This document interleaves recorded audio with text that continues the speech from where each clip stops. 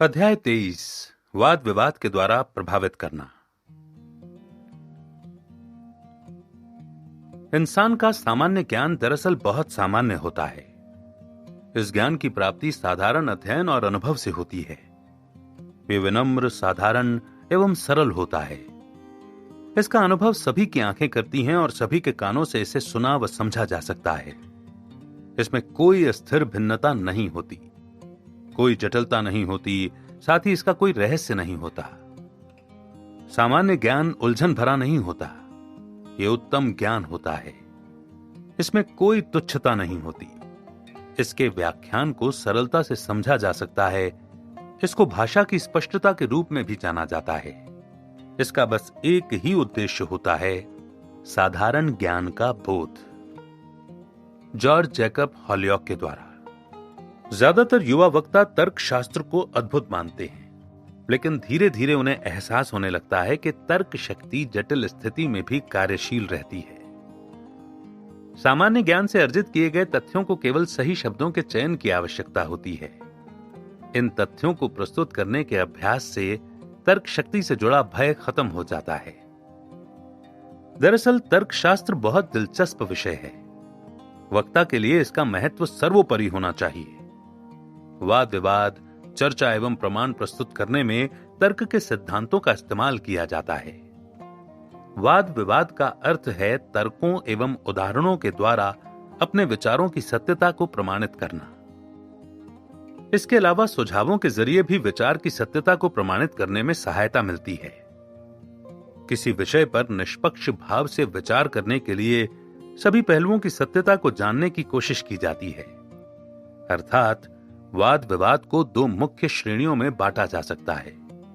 वाद विवाद के दौरान चर्चा को बढ़ाना या फिर वाद विवाद के दौरान महत्वहीन विचारों को अलग अलग करना, यानी वाद विवाद से संबंधित विचारों के ढांचे की स्थिरता का आकलन करना।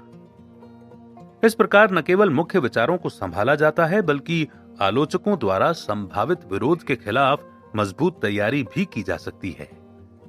ऐसे में खास ख्याल रहे कि विचार में कोई कमजोर कड़ी न हो। सभी विचारों से संबंधित तथ्यों की बारीकी से जांच करना आवश्यक होता है, अन्यथा विचारों के विरोध में प्रस्तुत किए गए तर्क हावी हो सकते हैं। आगे दिए गए प्रश्न संभवतः 3 उद्देश्यों की पूर्ति करते हैं। किस प्रकार तथ्यों की जांच के बाद विचारों को प्रस्तुत किया जाए, किस प्रकार वक्ता विचार के प्रभुत्व का आकलन करे, और किस प्रकार विरोध में उत्पन्न तर्कों का स्पष्टता से सामना किया जाए। तर्क की जांच। 1. चर्चा से संबंधित आम प्रश्न। क्या प्रश्न स्पष्ट तौर पर पूछा गया है?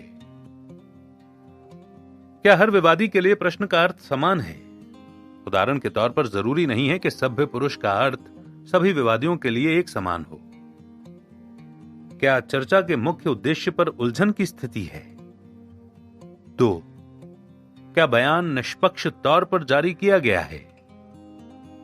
क्या बयान में सभी पहलुओं को शामिल किया गया है? बयान में जरूरत से ज्यादा तथ्यों को तो नहीं शामिल किया गया? बयान का इस्तेमाल फंसाने के लिए तो नहीं किया गया है? 3. क्या प्रश्न वाद विवाद के योग्य है? 4. प्रश्न का केंद्र बिंदु क्या है? 5. प्रश्न से संबंधित बाकी तथ्य क्या हैं? इसमें आगे है प्रमाण एवं गवाह।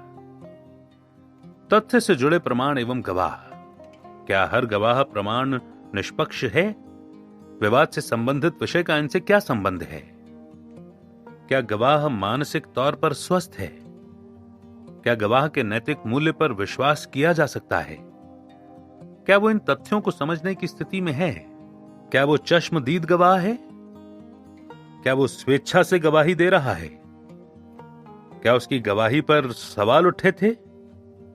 क्या उसकी गवाही की पुष्टि की जा चुकी है? क्या उसकी गवाही तथ्यों और सामान्य सिद्धांतों के विरोध में है? 2. सरकारी एवं गैर जिम्मेदारी संस्थाओं की ओर से गवाही। क्या संस्थाएं मान्यता प्राप्त हैं? संस्थाओं को किस कानून के अंतर्गत मान्यता प्राप्त है? क्या संस्थाओं का रुख निष्पक्ष है? क्या संस्थाएं स्पष्ट रूप से सलाह दे रही हैं? क्या प्रमाण के लिए पेश की गई पुस्तक व कागजात इत्यादि विश्वसनीय और निष्पक्ष हैं? प्रमाण के तौर पर पेश किए गए तथ्य, क्या तथ्य उपयुक्त हैं और प्रमाण के तौर पर पेश करने योग्य हैं? क्या तथ्यों की सत्यता पर भरोसा किया जा सकता है? क्या तथ्यों का मसले के विषय से सीधा संबंध है? क्या तथ्यों का एक दूसरे से संबंध स्थापित किया जा सकता है या उनमें विरोधाभास है? क्या तथ्य दाखिल किए जा चुके हैं? तथ्यों को लेकर कोई शंका या विवाद तो नहीं है?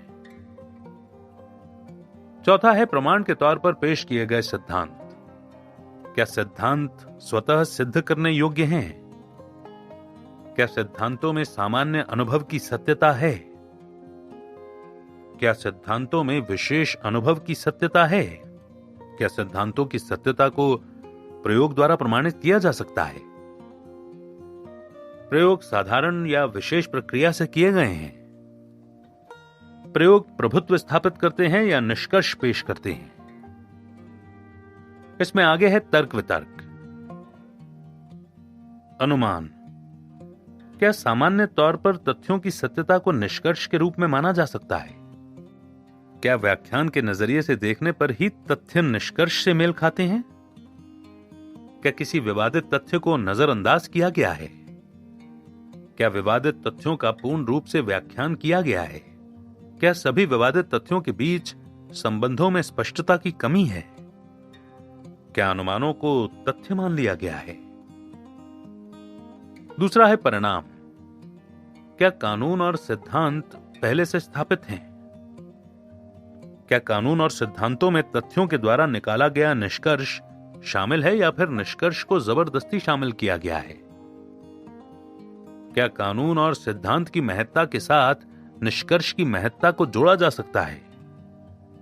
क्या परिणाम पर्याप्त माने जाने योग्य हैं? तुलनात्मक मसले, क्या विचाराधीन मसला और मसलों से क्या विचाराधीन मसला किसी और मसले से मेल खाता है? क्या दोनों मसलों में एक जैसे प्रमाण, गवाह और तथ्यों का इस्तेमाल हुआ है? क्या विवाद के मुख्य बिंदु किसी और मसले के समान है? क्या विचाराधीन मसले को किसी और मसले से जबरदस्ती जोड़ा जा रहा है? क्या विचाराधीन मसले से संबंधित कोई और मसला है जिसे ज्यादा उपयोगी एवं उपयुक्त सिद्ध किया जा सकता है? चौथा है संबंधित तथ्य, क्या मसले से संबंधित व्यक्ति के पूर्व पद को ध्यान में रखते हुए आरोपों पर शंका की गुंजाइश है? क्या तथ्यों से संबंधित संकेत स्पष्ट हैं? क्या इनके आधार पर तथ्यों की सत्यता प्रमाणित की जा सकती है? क्या संकेत एक दूसरे से मेल खाते हैं? क्या सभी संकेत एक दूसरे के अनुकूल हैं? क्या संकेतों के आधार पर विवादास्पद स्थिति पैदा हो सकती है? न्याय, क्या न्याय की घोषणा से पहले किसी अहम मुद्दे को नजरअंदाज तो नहीं किया गया? यदि ऐसा है तो फैसले से पहले छूटे हुए मुद्दे को शामिल करना चाहिए। क्या न्याय की घोषणा करने में अफसोस की स्थिति का सामना करना पड़ रहा है? क्या निष्कर्ष से संबंधित कोई उलझन है? क्या न्याय बेतुका महसूस हो रहा है?